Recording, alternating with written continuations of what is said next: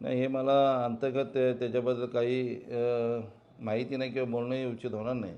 पण जर मराठी फेरीवाल्यांवर, मराठी व्यापाऱ्यांवर, मध्ये महिला वर्ग असेल, तरुण वर्ग असेल, जर महापालिका दुटप्पी भूमिका घेऊन कारवाई करत असेल तर ती अतिशय निंदनीय आहे.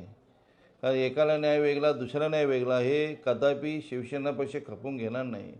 आणि मराठी तरुणांवर, मराठी व्यापाऱ्यांवर जर महापालिका अन्याय करत असेल तर हा शिवसेना पक्षाच्या स्टँडनी त्याच्यावर आम्ही धडक कारवाई केल्याशिवाय राहणार नाही. आणि हा इशारा म्हणून समजावा त्या अधिकाऱ्यांनी किंवा कामगारांनी की बाबा मराठी लोकांना कुठल्या हालतमध्ये कारवाई होणार नाही. हां, त्याच्यावर कोणी कायदा मोडत असेल, कायद्याच्या पलीकडे जाऊन काम करत असेल तर ती गोष्ट वेगळी. पण मराठी माणसावर अन्याय करायचा आणि दुसऱ्याला सोडून द्यायचं हे कदापि आम्ही सहन करणार नाही. कारण शेवटी आम्ही मराठी, आमची भूमी आहे आणि मराठीला आमचं संरक्षण आहे शिवसेना पक्षाचं. आमचं आदरणीय वंदनीय हिंदू हृदय सम्राट वंदनीय बाळासाहेब ठाकरे साहेबांनी आम्हाला शिकवण दिलेली आहे.